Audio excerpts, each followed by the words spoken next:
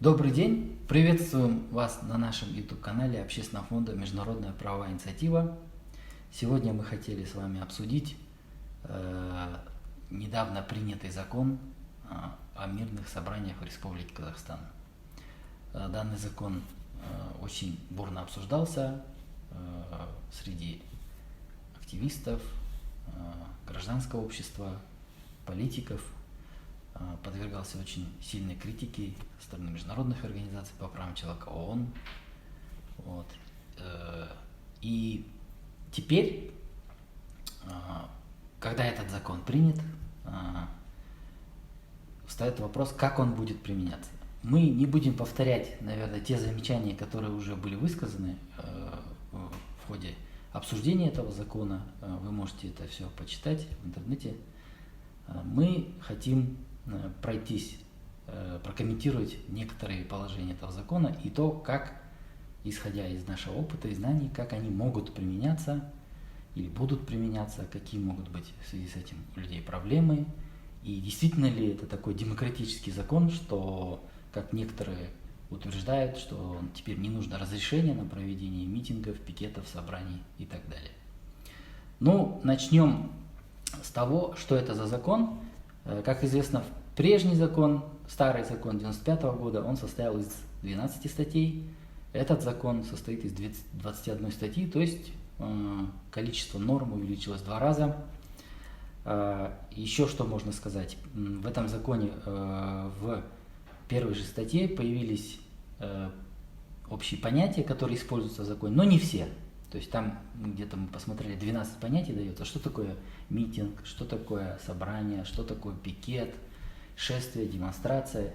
Этим он отличается от прошлого закона, где понятия не описывались. И на практике это как бы порождало кое-какие проблемы. Часто. Особенно с пикетом. То есть, как бы, когда отсутствует понятие, что такое пикет, то часто людей судили в общем за нарушение этого закона, при том, что, например, пикет, он не охватывался этим законом одиночный.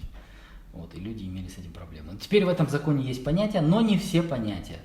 По этому закону вводятся и другие термины, которые ранее не существовали. Например, предельная заполняемость специализированного места для проведения собраний. Нигде в законе вы не найдете вообще, что это такое, зачем это надо. Но при этом соответствующий термин вводится. Есть такой термин, как регламент мероприятия, мирного собрания. Что это такое, тоже нигде не описано. И, скорее всего, с этим будут проблемы в дальнейшем. И, в общем, еще что нового.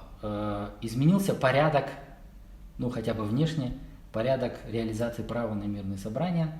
Если раньше это было открыто заявительный порядок, то есть вы пишете заявление за 10 дней до мероприятия, и вам дают разрешение. Сейчас порядок изменился, он состоит, разбит на 2 части. Это уведомительный порядок и, опять же, через заявление. Казалось бы, ура, ввели уведомительный порядок о том, о чем все говорили, что соответствует международным стандартам. Но на самом деле этот уведомительный порядок, он ничем не отличается от прежнего заявительного. Сейчас попробуем разобраться, что это такое. Итак, уведомление подается в случае, если вы хотите проводить митинг, собрание, пикет. Заявление подается, если вы хотите проводить шествие и демонстрацию. То есть в этом отличие. Опять же, наверное, они так поделили, законодатели, из-за того, что митинг, пикет, собрание проводится в одном месте конкретном, может проводиться, а шествие и демонстрация, это нужно передвигаться по городу. Может быть, они из-за этого, в общем-то, разделили порядок, но тем не менее. И что из себя представляет так называемый уведомительный порядок проведения собраний? Давайте посмотрим. Значит, согласно закону, за 5 рабочих дней вы должны подать уведомление в местный исполнительный орган, акимат, и через 3 рабочих дня акимат вам выдаст ответ. В законе есть статья 10, где говорится о порядке подачи уведомления. И что там говорится в этом законе, в этой статье?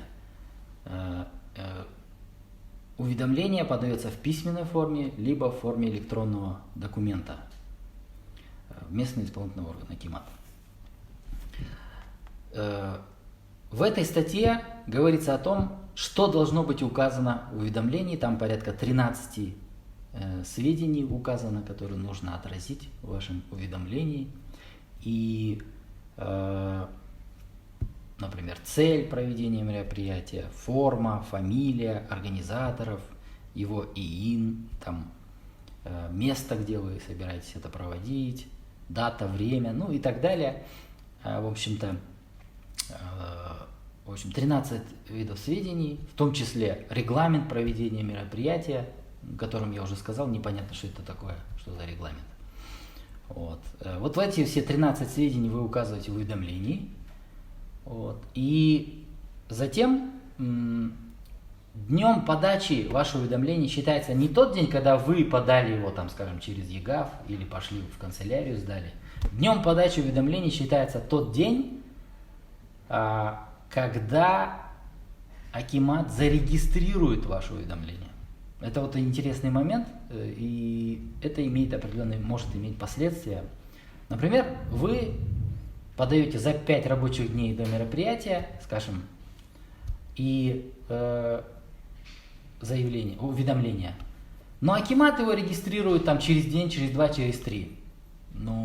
И потом еще им нужно 3 дня, точнее, они имеют 3 дня по закону рабочих, чтобы это рассмотреть и дать вам ответ, а у вас уже мероприятие подошло. То есть, это может использоваться как просто банальное затягивание для того, чтобы бюрократически это отобразить так, что мы так вот зарегистрировали, мы такие загруженные, так вот получилось, сроки прошли, давайте заново подавайте. То есть это такой хороший бюрократический крючок, который может позволять просто срывать вам мероприятие. Поэтому рекомендуется это все делать заранее, может быть, за 7 рабочих дней, чтобы вот эти вот их перетурбации или трюки по регистрации вашего заявления, они не срабатывали. Каким образом будет рассматриваться ваше уведомление? В нормальной классической системе уведомительной по мирным собраниям, которые есть в демократических странах, уведомление это просто я уведомил государство, какие-то его органы уполномоченные, что собираюсь проводить какое-то мероприятие. Это уже информация для самого госоргана или для государства, чтобы они обеспечили мою охрану, подготовились, а я уже провожу, мне больше ничего не надо, я просто отправляю уведомление и все. В нашем варианте, как вы поняли, казахстанском, уведомление это просьба разрешить, по большому счету. Потому что какой ответ вы получите на ваше уведомление? По закону, статья 11, вы должны дождаться ответа Акимата.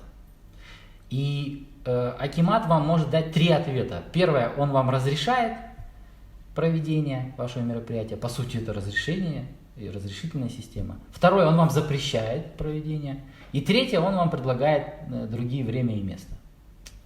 То есть, вы поняли, да, что это никакая не уведомительная система, это все та же старая, добрая, не добрая в данном случае, разрешительная система проведения собраний. Но на этом не все. Дальше там в 11 статье, порядок рассмотрения уведомления, там рассказывается, что будет дальше. Вы получили, разрешение, но не торопитесь радоваться, потому что вы должны по закону в течение 1 рабочего дня ответить, вы согласны на то, что вам разрешили проводить мероприятие. Это вообще абсурд, конечно, но вы должны дать согласие еще. Если вы в течение 1 рабочего дня не дали согласие на то, что вы согласны проводить мероприятие, которое сами просили проводить, то вам запрещают его проводить. То есть оно считается запрещенным, неразрешенным. И если вы вдруг от радости, получив такое разрешение, забыли их уведомить, что вы согласны, то, что они вам разрешили проводить это мероприятие, то когда вы придете на само мероприятие, вы обнаружите, что ваше мероприятие незаконное, и разрешение на него так и не сработало, то есть его нет. Потому что вы не отписались вовремя.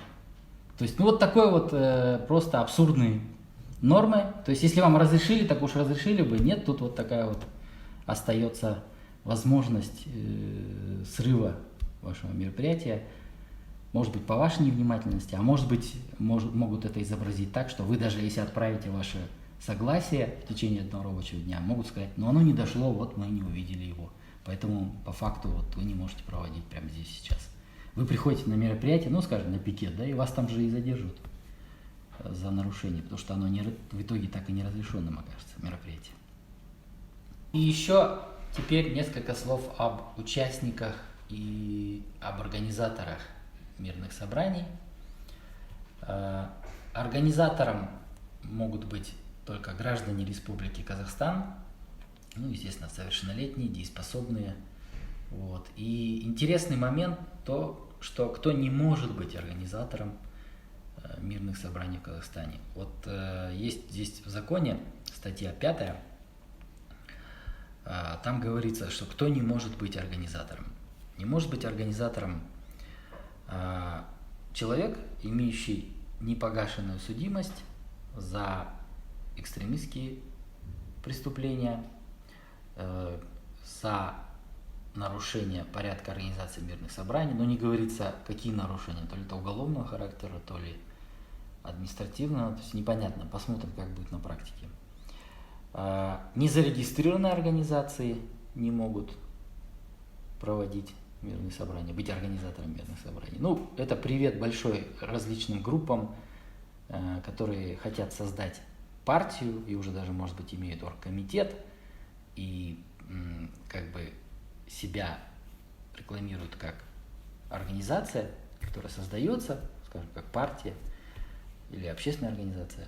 Вот они не могут проводить, пока не зарегистрируются. И все члены этой организации, или там создатели, там, члены оргкомитета и так далее, любой из них, если кто подает заявление на проведение митинга, он может квалифицироваться как участник или как представитель организации, которая не зарегистрирована, и, в общем, запретят на том основании, что они не могут быть организаторами. То есть все оргкомитеты партии вообще не могут никакие митинги проводить. Это так привет, знаете, вот ДПК партии, которая еще не создана. Вот. Есть пункт, опять же, кто не может быть организатором, это организации, запрещенные на территории Республики Казахстан. Запрещенные, ну, это большой привет ДВК, теперь уже недавно вот Көше партиясы, ну и другим организациям, которые через суд были запрещены или там признаны экстремистскими. Любой член этой организации, ну, по сути, то есть закон это позволяет делать, если он пойдет подавать какое-то уведомление о проведении митинга, ему могут отказать на том основании, что он как бы проводит от этой организации, которая запрещена. Ну, то есть, собственно говоря, это слишком широкая такая норма, которая будет ну, очень широко применяться. По сути, это приведет там, к ограничению, просто несоразмерному ограничению права на мирное собрание, ну, тысяч людей, я так предполагаю. Ну, жизнь покажет, практика, но закон именно это позволяет делать, поэтому имейте это в виду, потому что ответственность ужесточилась. О том, какова ответственность, мы расскажем в следующем видео. Сейчас мы пока только обсуждаем сам закон. Вот. Что касается участников, кстати, насчет организаторов, еще один момент. Запрещается проводить мирные собрания при отсутствии организатора. Ну, то есть, как это может происходить на практике? То есть, вот вы там даже подали уведомление, вот вам даже разрешили, вы там агитируете людей собраться на какое-то мероприятие. Но в день мероприятия организатор задерживает полиция, он там, не знаю, попал в больницу, неважно, что-то там случилось. Ну, предположим, его забрали в полицию, да? Для чего-то, ну там, мало ли. Вот, он не смог прийти на само мероприятие. Без организаторов мероприятие незаконно. Все люди, которые туда придут, если они моментально не разбегутся, не разойдутся, их всех могут привлечь к ответственности за участие в незаконном собрании. Ну, то есть оно само по себе, по факту отсутствия организатора уже становится незаконным. Вот имейте в виду, есть такая норма. Вот. Всего этого, конечно, в прошлом законе не было. То есть, как вы поняли, закон увеличился по количеству статей в 2 раза, но увеличился, насколько я понимаю, за счет вот таких вот бюрократических процедур, которые делают собрание, проведение его во многих случаях просто невозможно, даже если вы получили разрешение. Участникам собраний запрещено призывать к захвату, удержанию власти через запятую насильственное изменение конституционного строя. Тогда получается, что любой призыв «давайте эту власть снимем», там «долой» и так далее, он может квалифицироваться как нарушение со стороны участника. С насильственным изменением конституционного строя все понятно. Но, а если вы не насильственно предлагаете изменить строй, скажем, там, убрать президентский пост, или там, наоборот, долой президента, или еще что-то в этом роде, что для любого демократического митинга это вполне нормальная практика, здесь это может квалифицироваться как призывы к захвату власти, то есть и как участнику вам могут запретить. Тоже абсурдная норма. Посмотрим, как она будет на практике применяться. Использовать символику нельзя запрещенных организаций. И, скажем, на практике вы приносите с собой какую-то там, я не знаю, повязку, логотип, бейджик, там, я не знаю, наклейку, сумка у вас там какая-то старая осталась, каких-нибудь съездов какой-нибудь партии запрещенной. И все, вы уже нарушили закон. Приведу просто свежий пример. Берете с собой символику КУЧ партия или ДВК, и все, вас сразу там же и задерживают, собственно говоря, по этим нормам. Раньше такого не было. Раньше такого в законе не было.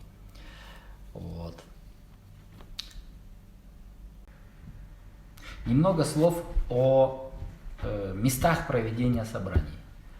В законе указано, что собрания должны проходить в специализированных местах. Специализированные места определяются местными представительными органами, то есть маслихатами. И они же определяют предельную заполняемость этих территорий, границы территорий, мест, за которые выходить нельзя, на которых нельзя проводить никакие мероприятия. Предельная заполняемость – это такой хитрый ход, который приведет к тому, что если вы там, скажем, подаете заявление, там, грубо говоря, на 300 человек, а предельная заполняемость 200, вам просто откажут. Либо, если, я уже предполагаю на практике, вы там напишите 100 человек, а придет 200, придет 300, а предельная заполняемость 200, скорее всего, мероприятия могут прекратить прямо на ходу. В общем, слово, понятие предельная заполняемость мест, специализированных мест проведения собраний, это такой еще один бюрократический трюк. Посмотрим, как он будет на практике применяться. Но я думаю, не для того его записали, чтобы люди могли там что-то проводить. Это записано, чтобы это все можно было, любые собрания ограничить, запретить, прекратить уже на месте, либо еще на стадии уведомления и заявления. Интересный момент то, что в специализированных местах проводятся собрания в виде митингов, собраний, а пикетированию это не относится. То есть, если посмотреть статью 9, пункт 1, казалось бы, пикетирование можно во многих местах проводить, кроме запрещенных для пикетирования. Но там несколькими пунктами ниже про специализированные места написано, что их определяют маслихаты, и количество их должно составлять не менее 3 в городах, в центральных частях, в том числе для пикетирования. То есть получается, что какое-то противоречие. В первой части говорят, что для пикетов специализированные места не обязательно, то есть можно много где пикетировать. А несколькими пунктами ниже говорится о специализированных местах, в том числе для пикетирования. То есть, скорее всего, всех будут загонять в специализированные места, при том, что пикетирование, по идее, согласно первому пункту, можно во многих местах проводить. То есть... Теперь про пикетирование еще, про места. Запрещается проводить пикетирование резиденции президента и резиденции первого президента Ельбасы. Ну, то есть, как бы, не знаю, как это будет в Нур-Султане выглядеть, вот, до каких там пределов они запретят пикетировать, потому что там рядом парламент, например, есть, который не запрещено пикетировать, а администрацию президента запрещено пикетировать. В общем, посмотрим, как это все на практике будет применяться, но есть подозрение, что будет применяться по худшему варианту. Вот. Даже если вы там парламент пришли пикетировать, могут сослаться, что вы там стояли, где место, где относится к резиденции президента и так далее. В общем, посмотрим, как это все будет применяться. И еще, не допускается проведение 2 и более пикетов в одном и том же месте. Ну, это очень странная норма, потому что, скажем, ну, возьмите вот площадь республики в Алматы. Там, я не знаю, 1000 квадратных метров, да? И если буквально применять, то получается один пикет – это один человек на 1000 квадратных метров, всем остальным будут запрещать в это время проводить. Ну, это абсурд еще очередной. То есть там может поместиться 10 пикетчиков в разных углах, но на том основании, что вот там один уже есть в это время, могут всем отказать. В общем, посмотрим, как это все будет опять же применяться на практике, что с этим будет, с этой нормой, о том, что больше 2 более пикетов в одном месте нельзя проводить. Вот. И пикеты могут проводиться не более 2 часов в день. Зачем 2 часа установили, я не знаю. Кстати, в целом собрания не могут проводиться раньше 9 часов утра и позже 20:00 часов вечера, чего в старом законе, естественно, не было. Вот. Любые собрания после 20:00 автоматом незаконные. Это такой мини-комендантский час. То есть, как бы, ну, не комендантский, как бы, в буквальном смысле слова. Ну, как бы, потому что, по сути, это похожие ситуации. То есть, есть определенное время, где нельзя, и вот, в общем, я думаю, что и тут тоже могут быть проблемы. Теперь про агитацию. Обычно различные политические группы заранее оповещают своих сторонников, что вот мы решили, что проводим такого-то числа митинг, давайте приходите все, участвуйте, мы должны выходить и так далее.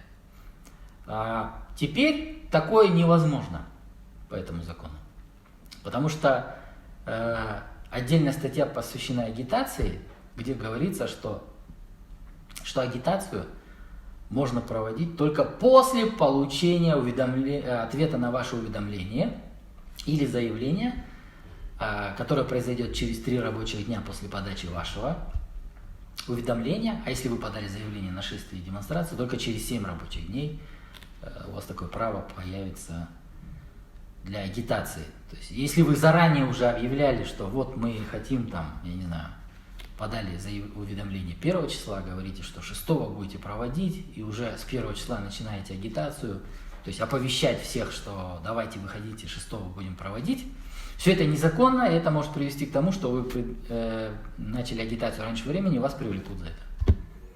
Потому что основания для ответственности административной, они увеличены, мы это отдельно в отдельном видео, в следующем, возможно, посмотрим, обсудим, какие последствия вот с этим законом связаны могут быть, какие пределы ответственности. Но ответственность возможна. Но, тем не менее, в любом случае, эта агитация незаконна.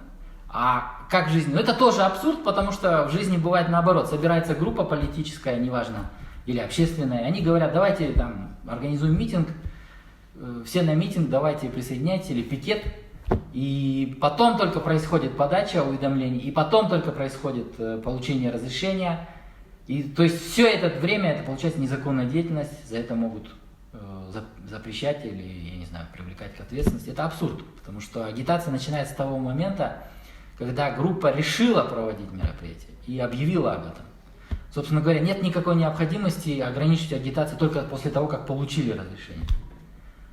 Вот. Посмотрим, как это все будет на практике применяться.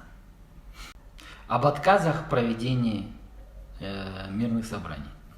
Есть соответствующие статьи в законе, это 14-я, отказ в проведении собраний, есть статья 18-я, это прекращение собраний, то есть если вы уже даже проводите.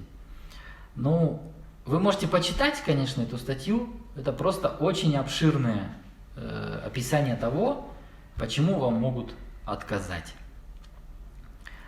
Там очень много оснований отказать вам, в том числе то, что вы недостоверные сведения указали, неполные сведения, как я говорил, уведомление по закону содержит 13 типов сведений, и заявление тоже нашествие.